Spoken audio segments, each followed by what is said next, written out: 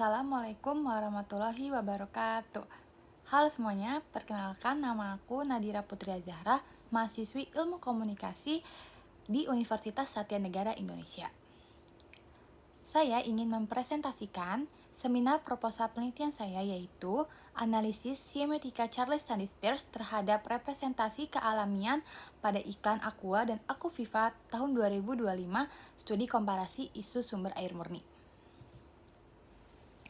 Untuk latar belakangnya, bagaimana representasi kealamian dikonstruksi melalui iklan Aqua dan Aquaviva tahun 2025 dalam mengkomunikasikan isu sumber air murni. Kealamian yang ditampilkan dalam iklan tidak ditampilkan secara apa adanya atau tidak hadir secara objektif, melainkan dibentuk melalui tanda-tanda visual, verbal, dan simbolik yang dirancang oleh pengiklan. Perbedaan cara Aqua dan Aquaviva menampilkan konsep kealamian menunjukkan adanya strategi komunikasi yang berbeda dalam membangun makna kemurnian air, sehingga penting untuk dianalisis guna memahami bagaimana ikan berperan dalam membentuk realitas sosial terkait produk air minum dalam kemasan. Selanjutnya, untuk data pendukung dalam penelitian berasal dari tayangan iklan Aqua dan Aquaviva tahun 2025 yang menampilkan elemen visual alam, narasi kemurnian, penggunaan simbol air, serta penekanan pada sumber air murni. Latar belakang penelitian juga didukung oleh fenomena meningkatnya penggunaan strategi komunikasi berbasis kealamian dalam iklan air minum dalam kemasan sebagai upaya membangun kepercayaan konsumen. Perbedaan pendekatan visual antara Aqua dan Aquaviva yaitu Aqua menekankan kedekatan dengan alam dan Aquaviva mengedepankan teknologi pemurnian. Hal ini menjadi dasar yang memperkuat pentingnya penelitian. Selanjutnya, tujuan dan manfaat penelitian. Penelitian bertujuan untuk menganalisis bagaimana representasi kealamian dikonstruksi melalui tanda-tanda visual dalam ikan Aqua dan Aquaviva tahun 2025. Selain itu, penelitian ini juga bertujuan untuk membandingkan perbedaan cara kedua iklan tersebut dalam membangun makna kealamian dan isu sumber air murni melalui pendekatan semiotika Charles Sanders Peirce. Untuk manfaatnya, yang pertama, manfaat akademis. Penelitian diharapkan dapat memberikan kontribusi bagi pengembangan kajian ilmu komunikasi, khususnya dalam bidang periklanan. Yang kedua, manfaat praktis. Penelitian diharapkan dapat memberikan pemahaman bagi praktisi periklanan dan pembuat konten mengenai bagaimana strategi visual dalam iklan berperan dalam membangun makna kealamian. Selanjutnya, landasan teori. Teori konstruksi sosial dikemukakan oleh Peter L. Berger dan Thomas Luhmann, yang menjelaskan bahwa realitas sosial tidak terbentuk secara alamiah, melainkan dibangun melalui proses sosial. Menurut Berger dan Luhmann, realitas terbentuk melalui 3 tahap utama, yaitu eksternalisasi, objektivasi, dan internalisasi. Eksternalisasi merupakan komunikasi. Objektivasi adalah tahap ketika makna tersebut diterima sebagai kenyataan yang tampak objektif, sedangkan internalisasi merupakan proses ketika individu menyerap dan memahami makna tersebut sebagai bagian dari realitas sosial. Dengan demikian, teori konstruksi sosial menekankan bahwa makna yang dipercaya masyarakat merupakan hasil dari interaksi sosial dan komunikasi. Selanjutnya, landasan teori. Dalam penelitian, teori konstruksi sosial digunakan untuk memahami bagaimana makna kealamian dikonstruksi melalui iklan Aqua dan Aquaviva tahun 2025. Iklan dipandang sebagai media yang melakukan proses eksternalisasi dengan menyajikan pesan kealamian melalui tanda-tanda visual dan verbal. Kemudian melakukan objektivasi ketika pesan tersebut ditampilkan secara berulang dan dianggap sebagai gambaran kenyataan. Serta internalisasi ketika masyarakat menerima dan mempercayai makna kealamian tersebut. Melalui teori ini, penelitian menganalisis bagaimana perbedaan representasi kealamian dalam ikan Aqua dan ikan Aquaviva membentuk pemahaman masyarakat mengenai isu sumber air murni sebagai sebuah realitas sosial. Selanjutnya, landasan konseptual. Landasan konseptual yang pertama, ada komunikasi. menjelaskan sebagai proses pertukaran pesan dan pembentukan makna melalui simbol. Bentuk komunikasi yang dikaji merupakan komunikasi visual dalam iklan.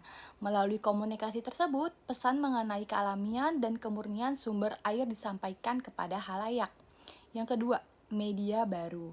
Media baru menjelaskan peran media digital, khususnya YouTube, sebagai media penyebaran iklan. YouTube memungkinkan pesan iklan disampaikan secara audiovisual dan menjangkau khalayak yang luas. Media ini menjadi saluran utama dalam penyebaran pesan kealamian produk. Yang ketiga, advertising atau periklanan.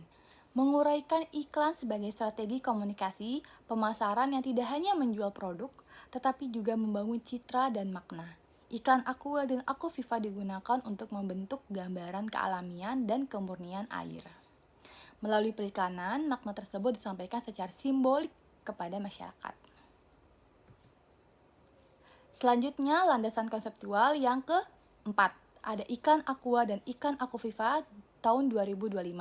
Membahas konteks kedua iklan sebagai objek kajian, termasuk perbedaan pendekatan visual dan narasi yang digunakan oleh masing-masing merek. Kedua iklan tersebut sama-sama mengangkat isu sumber air murni, namun menggunakan pendekatan visual dan narasi yang berbeda. Perbedaan tersebutlah yang menjadi dasar dalam analisis representasi kealamian. Yang kelima, ada representasi kealamian, menjelaskan bagaimana kealamian dibangun melalui tanda-tanda visual, verbal, ikon, indeks, dan simbol dalam iklan Aqua dan Aquaviva, serta bagaimana makna alami dipahami secara berbeda. Konsep ini menjadi fokus utama penelitian dalam menganalisis makna yang disampaikan iklan. Selanjutnya, landasan konseptual merupakan pemahaman bahwa iklan merupakan bentuk komunikasi visual yang berperan dalam menyampaikan pesan sekaligus membangun makna di masyarakat. Melalui media digital seperti YouTube, iklan tidak hanya berfungsi sebagai sarana promosi produk, tetapi juga sebagai media yang membentuk cara pandang masyarakat atau halayak. Dalam konteks, iklan Aqua dan Aquaviva tahun 2025 dipahami sebagai media komunikasi yang menyampaikan pesan mengenai kealamian dan kemurnian sumber air melalui visual dan simbol tertentu. Selanjutnya, paradigma. Paradigma yang digunakan dalam penelitian aku yaitu paradigma konstruktivisme.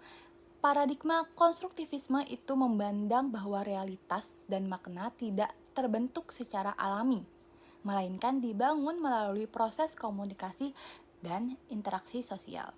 Dalam penelitian, paradigma konstruktivisme digunakan untuk memahami bagaimana makna kealamian dikonstruksi melalui tayangan iklan Aqua dan Aquaviva tahun 2025. Melalui pendekatan ini, iklan dipandang sebagai media yang membentuk cara pandang masyarakat terhadap konsep sumber air murni melalui tanda-tanda visual dan verbal.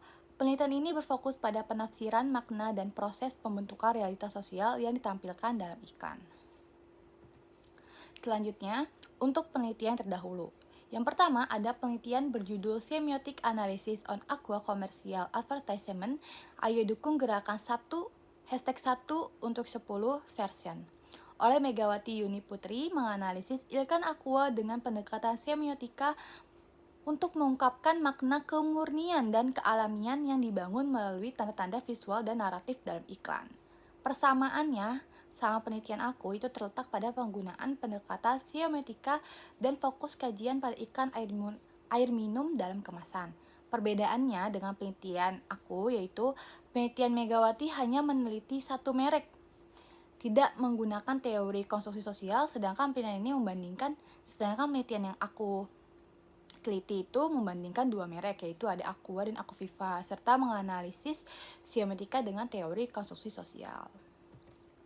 Selanjutnya, penelitian berjudul Axiomatic Analysis of Mineral Water Products Advertisement in YouTube Platform oleh Sri Wahyuliana menganalisis iklan air mineral dengan menelaah unsur visual, audio, dan narasi untuk melihat bagaimana makna kebersihan, kesehatan, dan kepercayaan dibangun melalui iklan. Persamaannya sama-sama menggunakan pendekatan semiotika dan objek penelitian berupa iklan air minum. Perbedaannya, peneliti tersebut tidak bersifat komparatif dan hanya berfokus pada analisis tanda, sedangkan penelitian yang aku teliti itu menekankan perbandingan representasi kealamian antara dua iklan berbeda serta menafsirkannya dalam kerangka teori konstruksi sosial. Selanjutnya, untuk hasil penelitiannya, berdasarkan analisis, ikan aqua membangun representasi kealamian melalui tanda-tanda visual berupa pegunungan, sumber air mata alami, dan lingkungan alam yang hijau sebagai simbol kemurnian air. Visual tersebut menegaskan citra aqua sebagai air minum yang berasal langsung dari alam. Sementara itu, iklan Aquaviva menampilkan proses 7 tahap nanopurifikasi sebagai tanda utama yang merepresentasikan kealamian dalam bentuk air yang bersih, aman, dan terjaga melalui teknologi. Perbedaan tanda ini menunjukkan bahwa makna kealamian dalam iklan tidak hadir secara alami, melainkan dikonstruksi melalui pendekatan alamiah pada aqua dan pendekatan teknologi pada Aquaviva. Selanjutnya untuk daftar pustaka aku. Terima kasih. Sekian dari saya, Nadira Putri Azhara. Mohon maaf jika ada salah kata. Wassalamualaikum warahmatullahi wabarakatuh.